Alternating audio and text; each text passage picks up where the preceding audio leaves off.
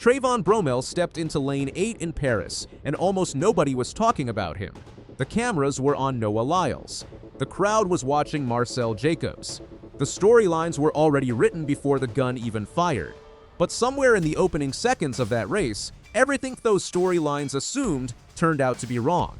What happened on that track in Paris was not supposed to go down this way. And by the time it was over, one man had handed the reigning Olympic champion his first loss of the season, by the slimmest margin that athletics allows. So what exactly did Bromell do, and why couldn't Lyles stop it? Let's find out.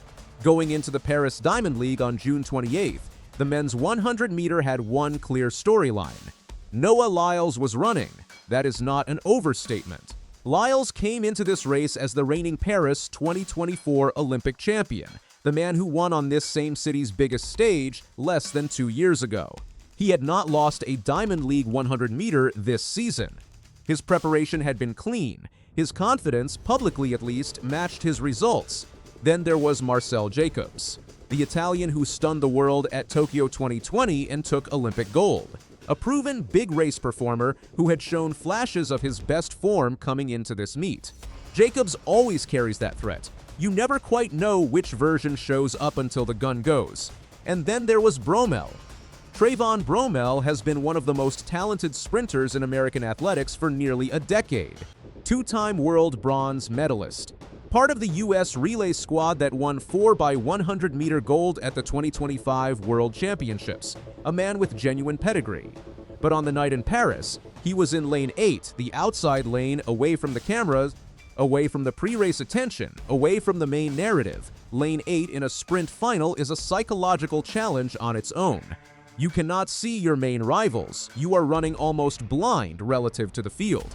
And yet, Bromell stood there with a quiet confidence that, in hindsight, should have been the first warning sign. The question was never whether Bromell could run fast. The question was whether he could do it when Lyles was in the same race. He answered that in the first half second of the race, in a 100-meter final, the blocks matter more than most casual viewers understand. When the gun fires, a sprinter's reaction time is measured in thousandths of a second, the gap between when the sound reaches them and when they push. The legal minimum is 0.100 seconds.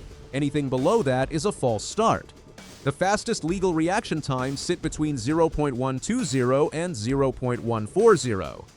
And that gap between a sharp start and a slow one, it plays out for the rest of the race.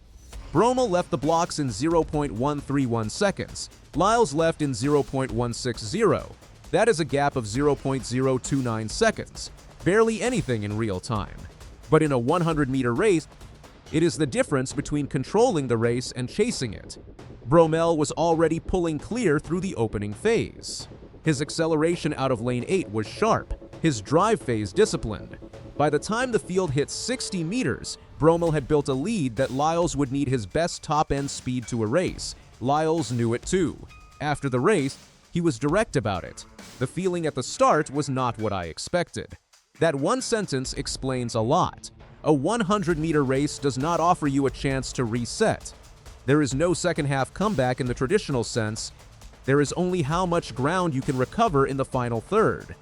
And whether your legs have enough left to do it, Lyles' legs almost did. Noah Lyles is one of the best closers in sprint history. His top-end mechanics in the final 30 to 40 meters of a race are a genuine weapon. That is not debatable. Paris 2024 proved it on the biggest stage possible. So when Lyles started closing through the final third of this race, the crowd at Stade Charlotte felt it. He was coming. The gap was shrinking. Bromell was still out front, but Lyles was eating into it with every stride. This is where the race became genuinely uncomfortable to watch if you were backing Bromell, because Lyles does not stop closing. That is the thing about him. He builds momentum in the back half and the speed compounds, and for a moment in those final 20 meters, it looked like the natural order was about to reassert itself. It didn't. Bromell held his form. He did not panic. He did not tighten up. He drove through the line with the composure of someone who had prepared for exactly this moment, for Lyles to come, and for the mental question of whether to respond or just run. Bromell just ran. 9.91 seconds. Lyles crossed in 992 100th of a second. The slimmest margin the results sheet can show without a photo finish deciding who gets which position. After the race, Bromell put it plainly. He's a great competitor, he's a fighter, he's a champion, so to go out here and keep my composure, it just shows that my perseverance is strong and it shows I can compete with anybody. That is not someone talking about getting lucky. That is someone who knew the test was coming and had already decided how to pass it. But here is the thing. The margin was not even the most surprising part of this race. Because when you look at the full results, what happened behind Bromell and Lyles was almost as loud as the finish itself. 4 men ran under 9.98 seconds in Paris on Sunday night. Let that settle for a moment. Bromell's 9.91 wins the race. Lyles' 9.92 loses it. Marcell Jacobs crosses in 9.96, a season's best. Akani Simbine of South Africa finishes 4th in 9.97, also a season's best. Jordan Anthony of the USA rounds out the top 5 in 9.99. This was not a race where one man ran fast and everyone else filled in around him. This was a full field operating at the top of what the event allows, all in the same 100 meters, on the same night, in a plus 0.1 wind. 4 men sub 9.98 in a single race is not a routine Diamond League evening. It is a statement about the depth of the men's 100 meter in 2026, that the names below the top 2 or 3 are real, and closing in Jacobs deserves a specific mention. The Tokyo gold medalist is no longer just history.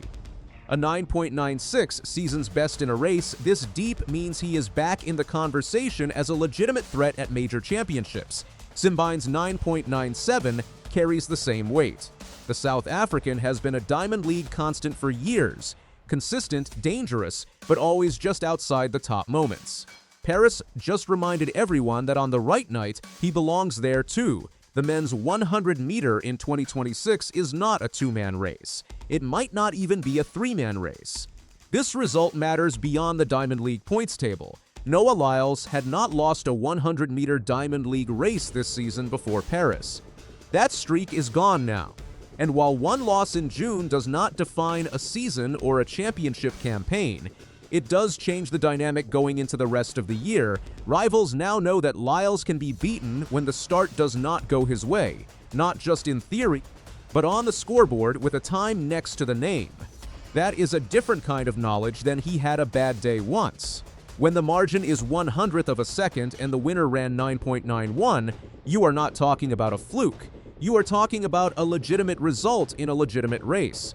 For Bromell, this is his first Diamond League win of the 2026 season, and it came against the deepest field he has faced all year.